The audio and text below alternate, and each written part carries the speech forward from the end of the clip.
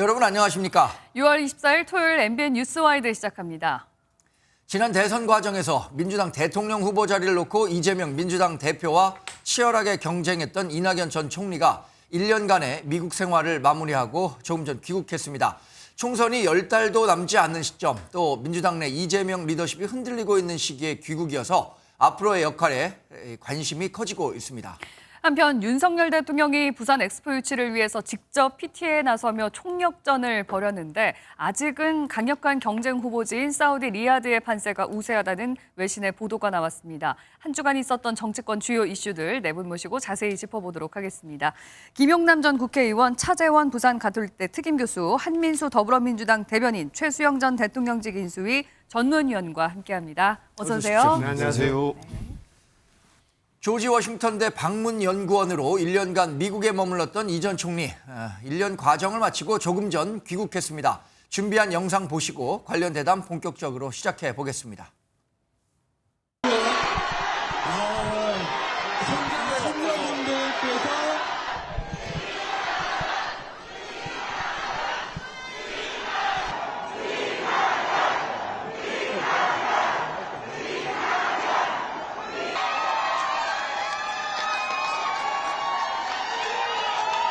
일 년 17일 만입니다. 여러분은 고통을 겪으시는데 저희만 떨어져 지내서 미안합니다. 여러분 보고 싶었습니다. 이제부터는 여러분 곁을 떠나지 않겠습니다. 네, 조금 전 인천공항 이낙연 전 총리의 귀국 모습이었습니다. 많은 환영 인파들이 몰렸다고 하고요. 또 이 전 총리는 어떤 말들로 이 환영 인파들에게 메시지를 전달했을까에 대한 관심이 커지는데 김용남 의원님 어떤 얘기들이 좀 오고 갔습니까? 지금 방금 화면에도 나왔습니다만 앞으로는 여러분 곁을 떠나지 않겠습니다. 네. 라는 것과 또 윤석열 정부에 대한 어떤 일종의 요구사항이 담겨져 있습니다. 그래서 네. 모든 국정 운영에 대해서 재정립을 해달라. 그리고 특히 외교 관계에 대해서 언급을 했는데요. 네. 미국과 중국에 대해서도 대한민국을 존중해 달라라는 예. 내용이 있었고 러시아에 대해서도 침략은 안 된다. 예. 이런 발언 내용이 있었습니다. 그리고 지금 그 부분에 있어서 앞으로의 계획에 있어서 책을 쓰고 강연 네. 또 공부를 그동안 집중해서 해왔는데 예. 앞으로도 그런 일을 하겠다는 취지의 이야기가 좀 있었고요. 네. 네. 이 메시지를 보면요. 한민수 대변인 이런 게 있습니다. 대한민국 바로 설 것이다. 우리 국민은 대한민국을 바로 세울 것이다. 자기가 못다한 책임을 다할 것이다. 이런 얘기를 했다고 해요. 이건 뭐 사실상의 정계 복귀 선언이라고 봐야겠죠? 그러니까 이 전 총리께서 그 대선 이후에도 정계 은퇴 선언을 한다든지 그렇죠. 정계 은퇴는 그런 말씀을 안 없었으니까. 하셨기 때문에 당연히 저는 뭐 정치인이니까 정치를 할 거로 보고 네. 있습니다. 이제 시기나 어떤 방식으로 할지는 이제 뭐 돌아오셨으니까 가까운 분들과 많은 논의를 하지 않겠습니까? 예. 근데 일단 들어오시면서 그동안 이제 연구했던 거 해외에서 강연한 뭐 횟수까지도 말씀을 좀 하신 것 같아요. 여러 가지 본인이 1년 17일이라 말씀하신 1년 남짓 네. 계시는 동안에 국내 상황에 대해서 여러 가지 안타까웠던 게 많이 있는 것 같습니다. 특히 네. 지금 윤석열 정부에 대해서는 보면은 강도 높은 네. 비판 발언도 하셨고 모든 국정 운영을 다시 좀 잡아달라 많이 흔들린다는 거죠. 지금 예. 제대로 못하고 있다는 지적이고 대외관계 부분을 특히 지적을 했기 때문에 또 그런 공부를 좀 하셨고요. 네. 네. 거기에 역할을 하지 않을까 싶고 말씀하신 대로 이제 대한민국을 바로 세울 것이다 하는 건 거기에 따른 역할을 본인도 모색하지 않겠다는 말씀, 하겠다는 말씀 아니겠습니까? 그리고 이제 지지자들께는 이제 감사한 마음과 함께 또 이제 뵙는 기회를 만들겠다고 하셨기 때문에 지금부터 이제 뭐 돌아오셔가지고 여러 상황 보면서 지지하시는 분들 또 가까운 의원들 만나서 말씀 나누고 하지 않을까 싶습니다. 네. 근데 발언 내용도 그렇고 네. 어떤 이야기의 톤도 그렇고요. 마치 유세 현장에서 발언하는 것 같아요. 그러니까 네. 네. 정치 일선에 복귀하겠다는 의지가 어떤 태도나 발언 내용에서 뭐 물씬 풍겨나는 것 같습니다. 네. 지금 유세전 같다라고 말씀을 해주셨는데 말씀하신 것처럼 지금 인천국제공항 현장에는 이낙연 전 대표의 지지자들 비롯해서 현역 의원들까지 굉장히 많은 사람들이 지금 공항에 찾은 것으로 알려지고 있는데요.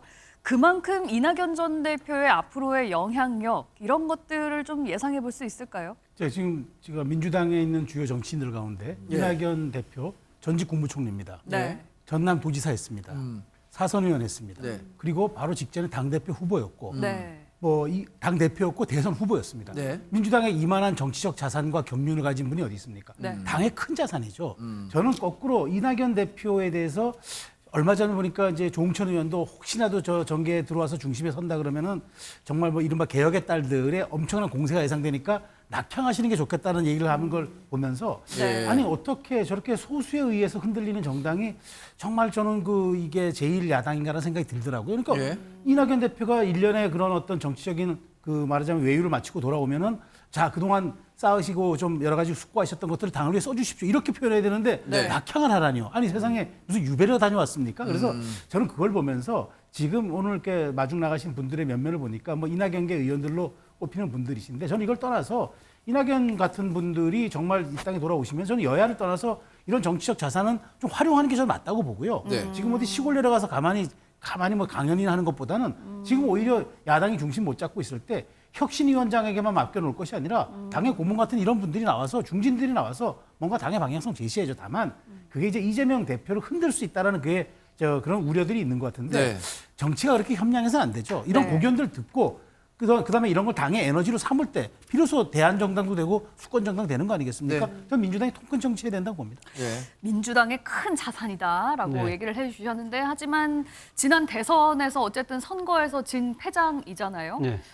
그런 사람이 다음 총선에서 또 어떻게 적극적인 역할을 하기가 직접 나서기도 살짝 민주당으로서는 어느 정도 부담도 있을 것 같은데요. 아마 그런 부분들을 의식을 해서 이낙연 전 대표도 본인의 정치적 공간을 예. 상당히 좁히는 나름대로의 지금 언행을 하고 있습니다. 네. 오늘도 지금 그 이야기를 보면 민주당의 생존보다 국가의 생존을 먼저 이야기하고 있거든요. 네. 그렇기 때문에 본인은 뭐 한 정파의 리더라기보다는 아마 차기 국가 지도자로서의 이미지를 아마 좀 더 강하게 갖고 갈 생각을 갖고 있고 그렇기 때문에 그렇게 보니까 실제로 민주당과 관련한 메시지 전혀 없고 이야기를 안 하고 관련한 있습니다. 그리고 메시지만 나와 있네요. 지금 이번 미국에서 내놓은 책이 이 제목이 이거예요. 대한민국 생존 전략이에요. 예. 이 지금 책을 제가 읽어보지는 않았지만 언론에서 소개를 보니까 주로 대외 정세를 다루고 있습니다. 그렇기 때문에 본인의 입장에서는 향후 대한민국이 지금 이 격동하는 국제 정세 질서 속에서 어떻게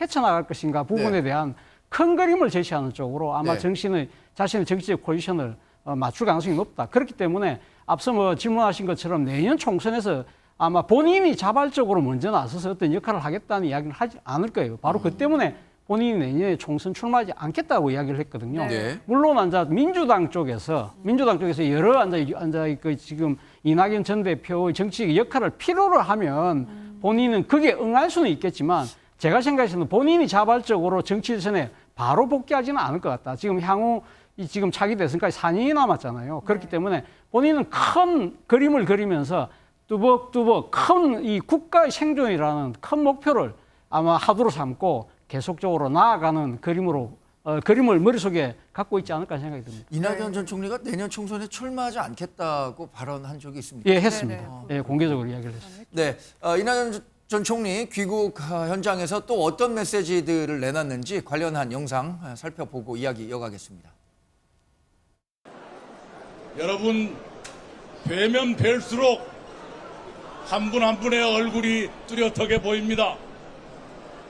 당장 쫓아가서 손이라도 잡고 싶지만 여기 여러 형편상 그러기 어렵다는 것 이해해 주시기 바랍니다. 차분하게 여러분 뵙고 말씀 나눌 기회를 꼭 만들겠습니다.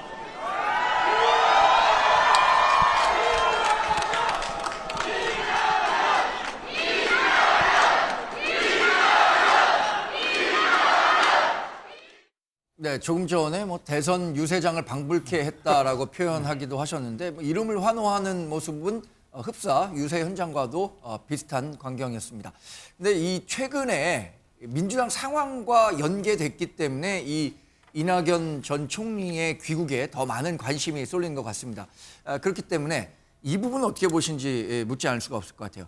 당내 세력화, 그러니까 반 이재명 대표를 주도하는 어떤 당내 세력화로서 이낙연 전 총리가 구심점이 될 수 있을 것이냐, 이 부분 관심일 것 같은데 어떻게 예상하세요, 김영남 의원님? 그래서 이미 소위 얘기하는 비명계, 반명계는 존재하는 것이고요. 예. 다만 그 구심점이 누구냐. 근데 그게 이낙연 전 대표가 구심점 역할을 할 것이냐. 이게 네. 이제 관심의 초점인데 저는 당분간 이낙연 전 대표 스스로 그 역할은 안 하려고 하지 않을까 싶어요. 예.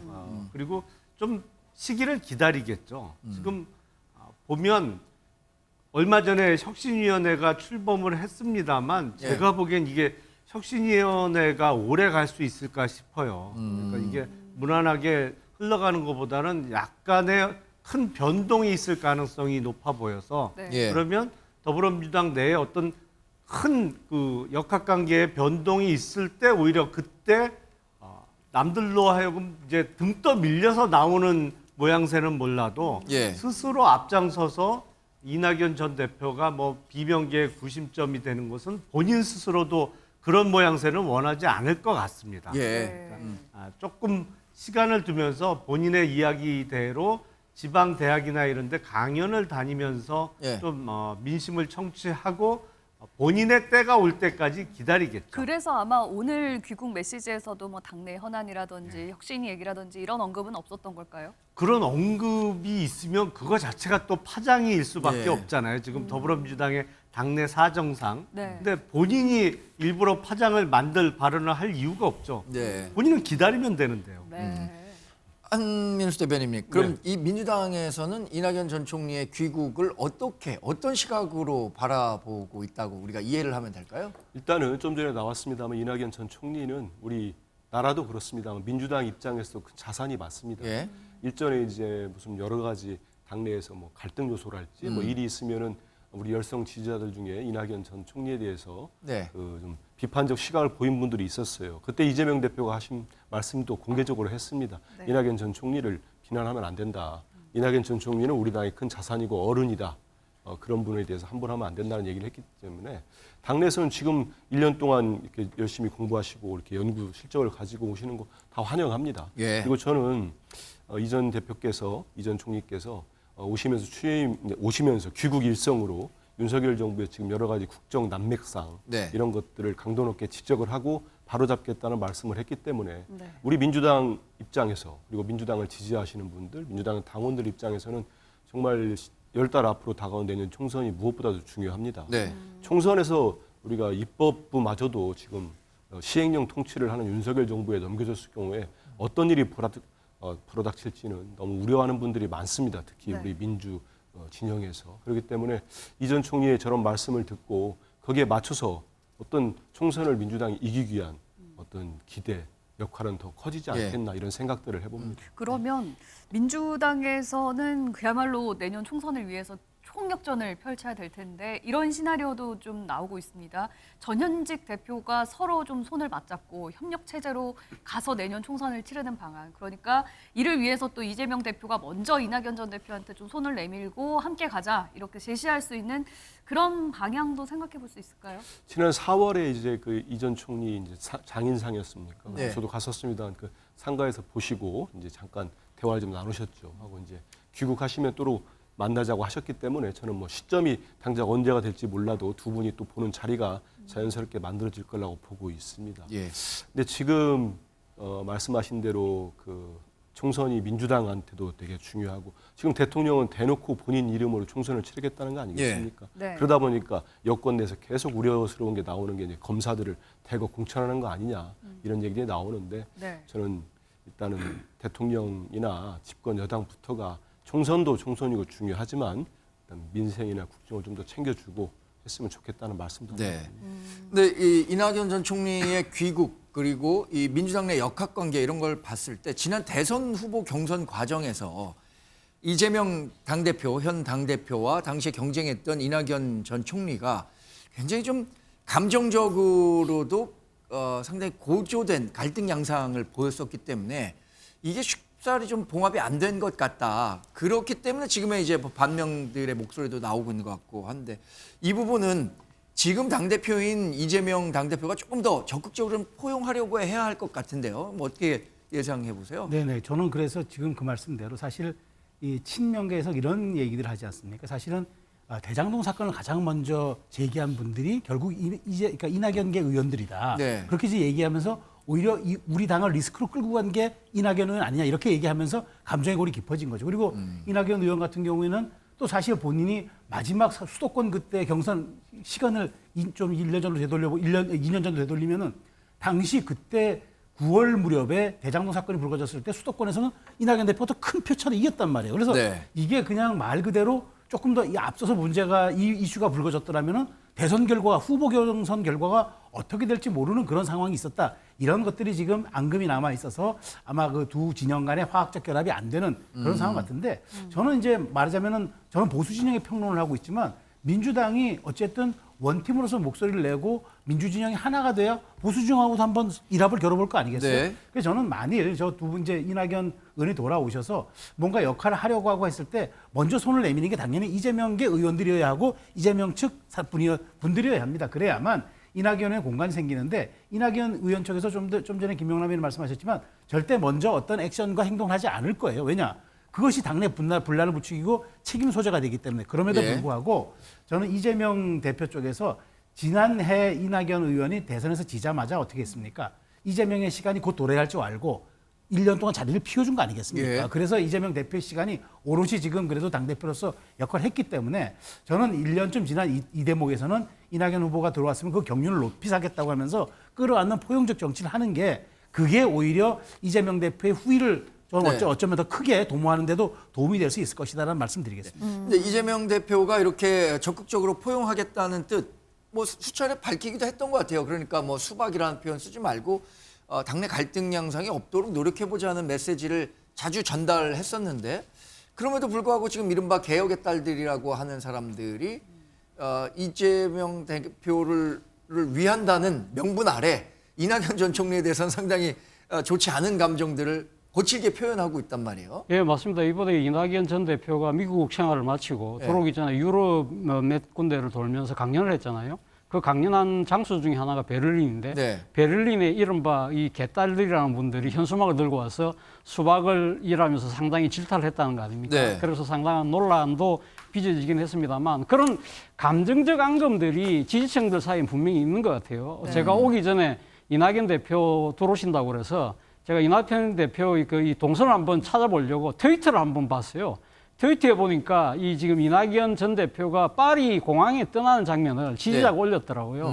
올리면서 뭐라고 이야기를 했냐면 네. 지금 떠났으니까 이제 좀 인천공항이 좀 많이 나와서 예. 좀 길을 좀 붙들어 주자 뭐 그런 이야기를 하면서 예. 그 밑에 다 댓글들이 달렸는데 아까 방금 나왔던 꽃다발 있잖아요. 예. 꽃다발이 올라왔는데 제가 꽃다발 유심히 봤어요. 네. 꽃다발 아까 화면에 나왔지만 아주 푸른 계통이잖아요. 예, 예. 그 민주당의 상징 색깔이기도 하지만 수박에 대한 우리 수박 아니다는 이야기를 또 네. 나타내고 있는 것이고 네. 앞서 또 지금 이 공항 현장에 보면 스텝이라고 해서 이 지금 조끼를 입고 놓으신 분들 있잖아요. 네. 그분들이 지금 그 트위터에 보니까 상당히 만에 있을지 모르는 여러 가지 그러니까 지금 소위 말하는 수박을 이렇게 이야기하면서 이렇게 비난하는 네. 세력들과의 충돌 때문에 네. 우리가 먼저 나가서 질서를 좀 보호하자는 이야기를 할 정도거든요. 네. 그 정도로 지금 지지층들 사이에서는 상당히 감정이 격양돼 있는 게 사실이에요. 네. 그렇기 때문에라도 아까 제가 말씀드린 것처럼 이낙연 전 대표가 이 섣불리 그러니까 이 국내 정치 쪽으로 몸을